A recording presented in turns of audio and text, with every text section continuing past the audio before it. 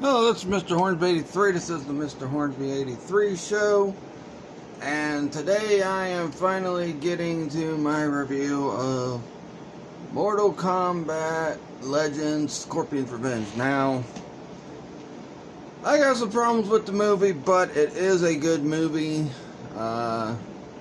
It's about almost as good as the first Mortal Kombat movie. And speaking of almost as good as the first Mortal Kombat movie, this movie actually borrows a lot from the first Mortal Kombat movie, so yeah.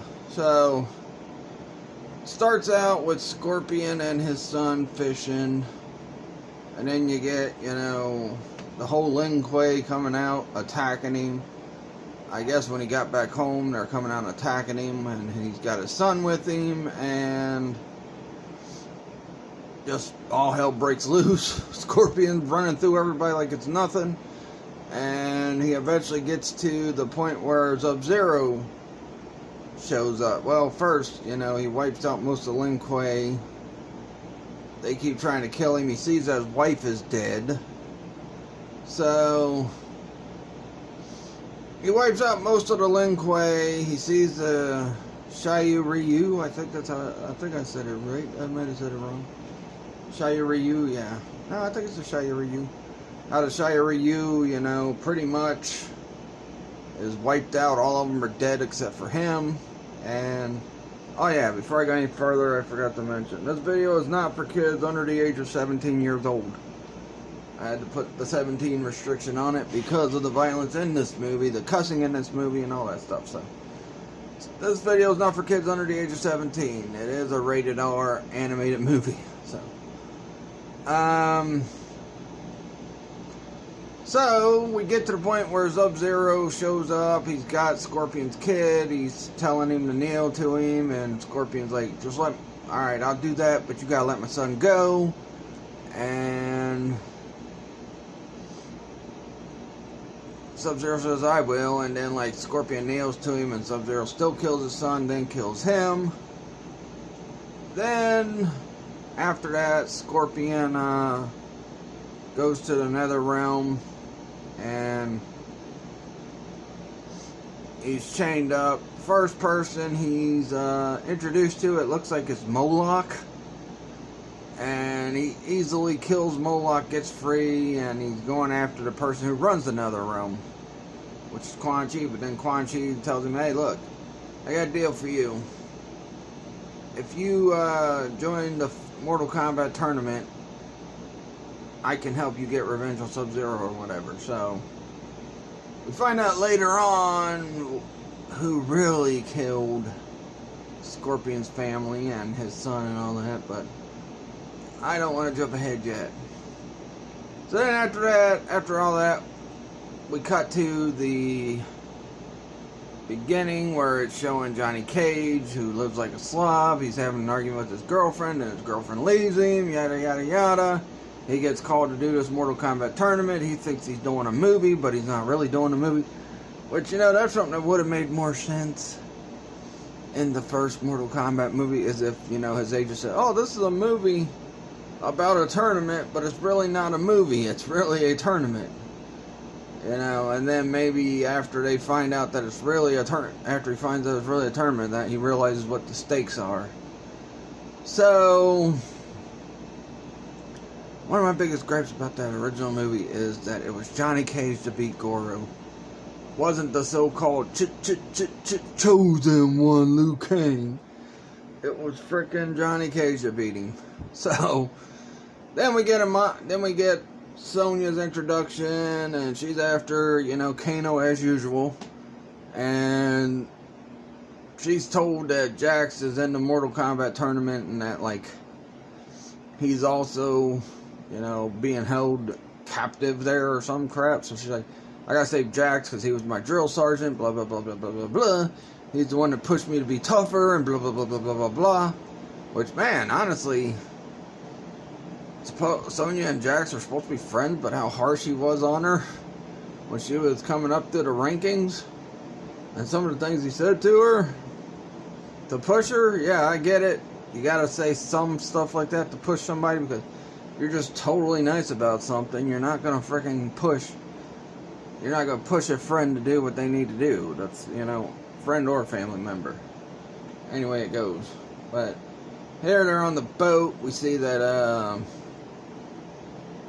Scorpion is one of the good guys, apparently, with Raiden and Liu Kang and Johnny Cage and Sonya. Which I think is a good idea because, the whole premise of Scorpion and Sub-Zero working together after Scorpion felt like his family was killed by Sub-Zero I thought was stupid because, even with the games, you're under the premise that this guy killed your family. You didn't find out later this guy had nothing to do with your family being killed if you played the games and followed the storylines of the game. This guy had nothing to do with your family being killed. But, you're under the perception that this guy killed your family and wiped out your clan, and you're gonna side with him, buddy, like they did with, like they did in the first movie. That's something I didn't like either. So, Raiden's trying to convince, Scorpion's not really a good guy. He's an anti-hero. You know how those anti-hero things were. Raiden's trying to convince Scorpion to work with them and blah, blah, blah, blah, blah, blah, blah. But, Scorpion's like, I'm only here for one reason. Let's get revenge and da-da-da-da-da-da-da. And, nothing's going to stop me from getting my revenge. And Liu Kang's like, yeah, I'm doing it because I'm the chosen one. Slap nuts. Oh. That's a different chosen one. Anyway, so the tournament began. So, Shang Tsung gives a little sample of what they have to face in the tournament. Unlike with frickin' Mortal Kombat the movie, apparently, we now know the real reason why Jax was not in the first Mortal Kombat tournament, why Jax has metal arms, and why Jax, couldn't even get it past the preliminaries. But Shang Tsung pits Jax up against Goro, and Goro just destroys him. Now, how come you could build him up in the movies, the animated shows, the animated movies prior to this, but yet the games he's just so simple to beat? He's like super easy to beat. I even said it on my Facebook Live Friday about the freaking boss when I did Mortal Kombat Trilogy playthrough, the bosses. And, he's so freaking easy to beat. Depending on who you pick. Now, if you pick somebody and you're trying to do it the strategic, combo way or whatever, then yeah, maybe he's a little bit harder. But if you're shooting him with a freaking spear a few times and uppercutting him, or, you're doing the freaking Raiden flying charge, or if you're doing the Liu Kang flying kick, or whatever, he's pretty easy to beat. In fact, he's pretty easy to beat when you do it the other way, too, with the combos and that. Just as long as you don't get hit by his major moves. And that's why I said I felt like Kitaro should have been built up as the true king of the Shokan. And then, not only that, look at how bad Goro got beat by the jobber now known as Koto Khan. Well, he's not Koto Khan anymore, because now he's dead. Because the Aftermath pack really killed him off. I mean, and the funny thing is that the first part of the first story, like right in the Koto Khan area, yeah, he almost gets killed by Shao Kahn. But then he gets back up after he's saved, and he beats the crap out of Shao Kahn. It's like, dude, honestly, I thought Shao Kahn was going to whoop him easily, like twice. Like, oh, Shao Kahn's going to whoop Koto Khan easily. Nope. Koto Khan gets the best of Shao Kahn the first time. And then the next time he gets beat by Jade. And then Shao Kahn didn't kill him then. He was a damsel in distress there. But then Aftermath says, screw it. Now that Shao Kahn's back, let's kill off this Koto Khan. I'm guessing, that must be what NetherRealm Studio was thinking about. Anyway, back to this. And, Sona's very PO'd about what happened to Jack. She still wants Kano. She's out hunting in the woods. Scorpion, by the way, For the movie supposed to be based on Scorpion, you don't see that much of Scorpion. You see him here and there. He's mopping the floor with almost every freaking minion Shang Tsung has. He's mopping the floor with almost all of them. And he pretty much kicks the crap out of everybody. While you're building a story with Kano, Liu Kang, and Liu Kang, Sonya, and Johnny Cage. Scorpion's just off doing his own little thing, and here and there he pops up, and you see that he's wiped out a whole crew. But Liu Kang here talks to Katana, says, "I'm the chosen one. I'm gonna beat Shang Tsung." Blah blah blah blah blah blah blah blah. But we find out that was a different story. Then we finally get Kano and Sonya going at it. She gets help from Johnny Cage, which is pretty much all she wrote there. And then they're all teaming up. Liu Kang makes it to the finals. He makes it to Goro, but guess what? Well, first, now I gotta talk about this. So, yeah. All Shang Tsung's minions have been beat. All that's left is freaking Goro and Shang Tsung themselves. So, Liu Kang's like, "Oh yeah, I'm the chosen one. I'm gonna beat Goro easily." Blah, blah. Don't even beat Goro. Don't even beat Shang Tsung. This is where all my problems happen. Don't beat Goro and don't beat Shang Tsung. But before I get to that part and talk more about that, let's talk about... So Scorpion finds Sub-Zero, kicks the crap out of Sub-Zero, kills him. He's like, "I'm going to get you for killing my family and my clan." Sub-Zero's like, "Well, I don't know what you're talking about, dude." He's like, "You killed my family and my clan." And he kills them, and you think Scorpion's dead, but guess what? He's not.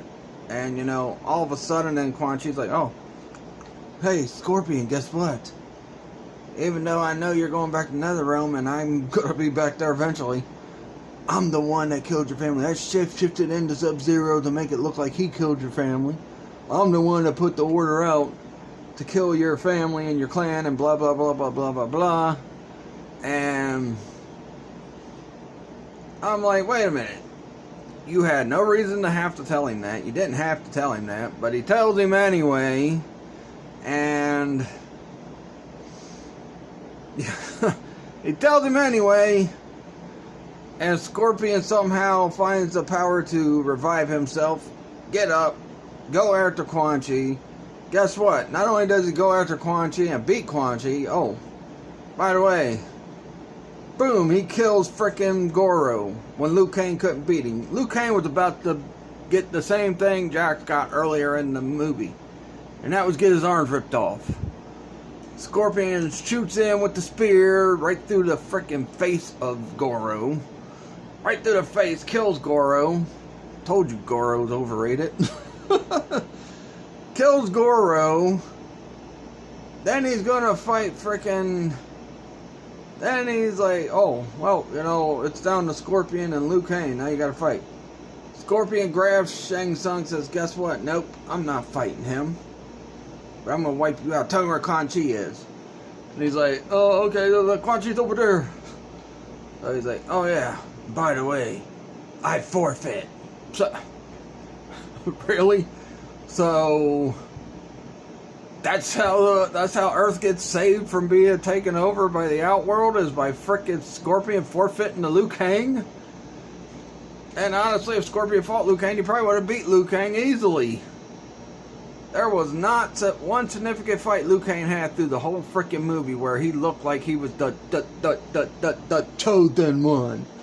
So it kind of messes up your own storyline. Anyway, I felt like frickin' it was a bit overrated having Liu Kang win the tournament anyway. Him out of everybody else that was on that game, that first game, and they choose Liu Kang. Now, I get what they were trying to represent. It takes, he's our strongest human or whatever, but yet he looked like a total jobber right here. He frickin' almost jobbed out to Goro.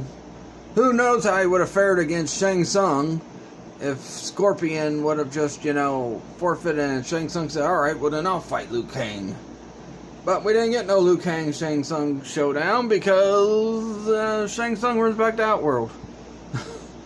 And at the end, then Scorpion and, you think that this would lead to a second Scorpion movie, but Actually, it's a credit scene that post before the credits, but apparently, right after Scorpion forfeits, he goes after Quan Chi, they fight, Quan Chi's dead, and, that's it. Then Scorpion dies.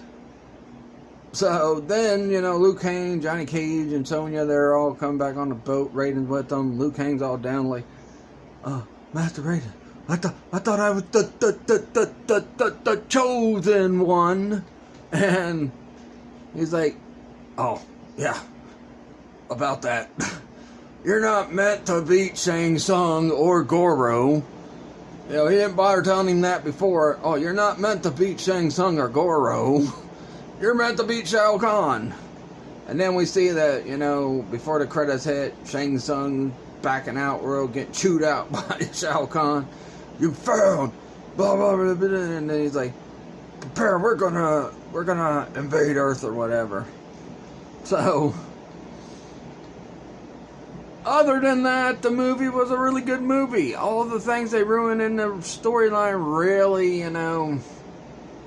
really irritated me about this movie. I mean, first of all, this was the first tournament. Scorpion did not find out that frickin' Quan Chi was behind his family's death until the fourth tournament, where Shinnok took over. Secondly, you made Liu Kang look like a total jobber. He was like, oh, I'm the chosen one. I'm gonna beat everybody. I'm the chosen one. Slap nuts. Anyway, so Liu Kang nearly getting killed by Goro. Now, what was Raiden's plan? What was Raiden's plan had Goro killed frickin' Liu Kang? I thought Liu Kang was the chosen one. We'll just have to wait till Shijinko shows up, I guess. What would have been the plan? Now, I hear this movie's not supposed to be totally canon to the original storyline, but honestly, and the designs look more like frickin' Mortal Kombat 10, Mortal Kombat 11 designs, pretty much. I mean, Quan Chi, the way he looks, it was not how he originally showed up in Mortal Kombat. He had the frickin' long gown, the long black gown and all that. But in this one, he's got his Mortal Kombat 11 gear. And, how come they just didn't have Quan Chi just mop the floor with Scorpion, kill Scorpion, and then Scorpion's quest for vengeance makes him more rageful, and he wants to go after Liu Kang again. Alright, close that door back. And he wants to go after Quan Chi again. I mean, made no sense at all. But anyway, so overall, this movie was definitely better than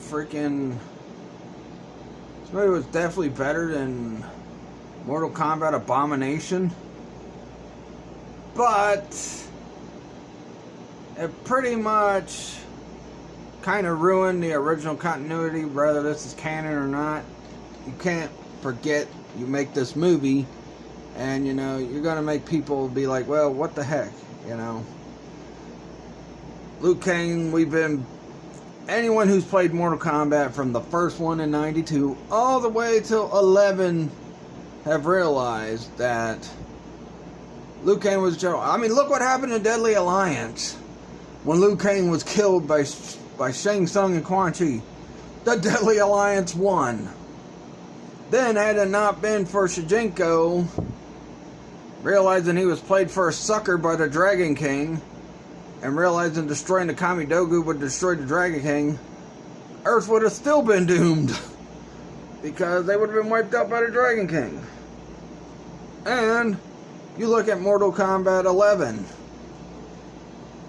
If it wasn't for Liu Kang getting the god powers from Raiden, Kronika would have killed everybody and got her way and turned back time or whatever, and erased Raiden from history. But so and look at MKX. How many people were disappointed with the fact that it was Cassie Cage that frickin' beat corrupted Shinnok? I was upset with the fact that Johnny Cage beats him at the beginning of the game. I'm like, what? Johnny Cage beats him. You know, couldn't Raiden have beaten Shinnok again? Or something like that? But no. Frickin' Cassie Cage. Kodo Khan, you were building him up in these first two games. You had this guy get a win over Goro's dad. Which, by the way, is not Kitaro. But, you know, there was rumors back in the day that it was Kitaro. You have him get frickin'... You have Shinnok get beat by Cassie Cage. Kodo Khan, you build him up, he beats Goro, he freaking kills Goro, then he freaking beats Goro's dad, one punches Goro's dad and beats him, but yet, why not have him say, oh, you know what, Outworld should help the Earth allies and I will defeat him, blah, blah, blah, blah, blah.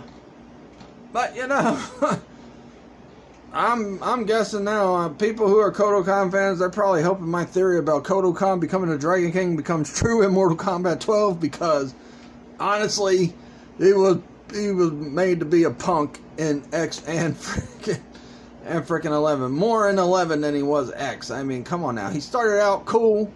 I was actually becoming a fan of Kodo Khan for freaking 11 until I saw how the story progressed. When I seen him take down Shao Kahn, I'm like, yeah, this dude's the dude, man. Kodo Khan's awesome. Next thing you know, he's freaking beat and killed. He's beat by Jade. He's a damsel in distress. He's killed by frickin' Shao Kahn, finally. I'm like, dude, yeah, you know. Anyway. But, yeah. So, yeah. The fact that they ruined the whole Liu Kang storyline, even though I wasn't a big fan of it in the first place, I didn't like it. Because it was built in your head. In the movies, he beat Shang Tsung. In the frickin' Abomination, he beat Shao Kahn. In the games, he beat Shang Tsung and Shao Kahn. And then he beat Shinnok. So, yeah.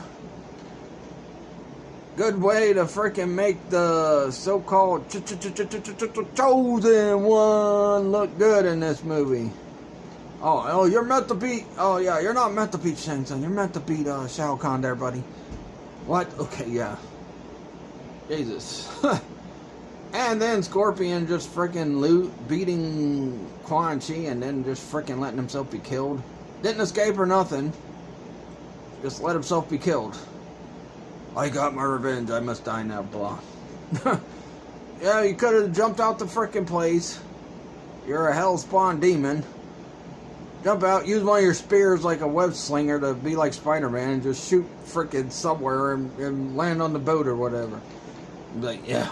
I'm gonna help you guys stop Shao Kahn or something like that. But honestly, I mean, as much as I was happy with the fact that it was Scorpion that pretty much won the first tournament, even though he forfeited so that Earth could win. Yeah. Yeah, because I'm a big Scorpion fan. But yeah. That's the only reason why I wanted to get this movie so bad. But yeah. So apparently there's a part 2 to this possibly coming out probably this year. Or maybe next year, I don't know. I think this one came out early this year. Well, there's going to be a part 2, either later this year or next year. But they totally ruined the storyline they built up for the first several games. But, you know, overall, still a good movie. I love the violence. I love the gore, you know. I love the fact that Scorpion looks awesome in the movie. Because he's kicking everybody's butt. But, yeah. No, you should stick to your original storyline there, NetherRealm. But, anyway, I'm still going to give this movie a 4 out of 5.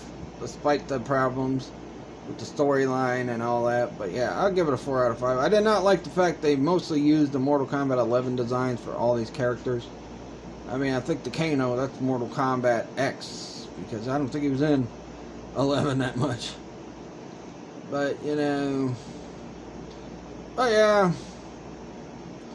Still a pretty good movie. I recommend you check it out. It's probably the second best Mortal Kombat movie next to the freaking original Mortal Kombat movie. Definitely better than Abomination. But yeah, so I'll give the movie a 4 out of 5. I just didn't like what they did with the storyline. How Liu Kang, he's so confident that he's the chosen one, and then Raiden don't even bother telling him, oh yeah, by the way, there, buddy, you wasn't supposed to beat Shang Tsung. You were supposed to beat... I mean, honestly, you'd think he'd be more meant to beat Shang Tsung and Goro than he would be to beat Shao Kahn. And how is he going to be able to beat Shao Kahn when he couldn't even beat freaking Goro? Honestly. You couldn't beat Goro, but you can beat Shao Kahn. Shao Kahn is the most powerful freaking boss in the Mortal Kombat universe. Well, not the most, second most powerful. Actually, I guess you could say third now that Kronika exists. But, you know, third most powerful boss in the Mortal Kombat universe. He's stronger. I don't care what anybody says about Shinnok. From what I've seen from Mortal Kombat 4 and Mortal Kombat freaking X, how is Shinnok even a threat? How's he even a blip on the radar, in my opinion?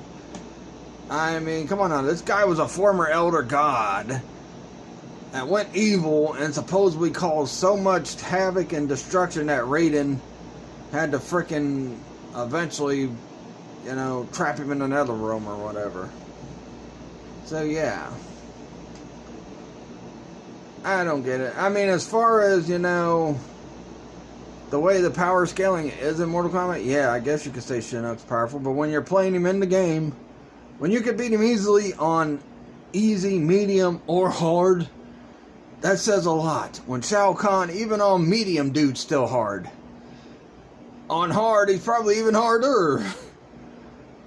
I mean, come on now. I mean, and in Mortal Kombat 9, you know how freaking long it took to beat him? And how many tries me, my cousin Brandon, and my brother Steven tried that night to freaking beat Shao Kahn on Mortal Kombat 9? It took a lot of hassle. But yeah. So how is he supposed to beat Shao Kahn when he freaking can't even beat Goro? I don't know. But that's kind of a lead into tomorrow's video. But overall, I still give it a 4 out of 5. The movie was still good enough despite the freaking story problems. But, yeah. I'll lead into my video tomorrow where I'll be talking about overrated Mortal Kombat characters. You probably done heard me name a couple on this one already. But, yeah. That'll do it for this one. What do you guys think of Mortal Kombat Legends Scorpion's Revenge? What did you think about them using the Mortal Kombat X and 11 designs for these characters? Well, Liu Kang's is pretty much off of 9. I don't know. This video's went a half hour. I can't believe that. I didn't expect it to go that long. But, yeah, I'll catch you guys later and peace out.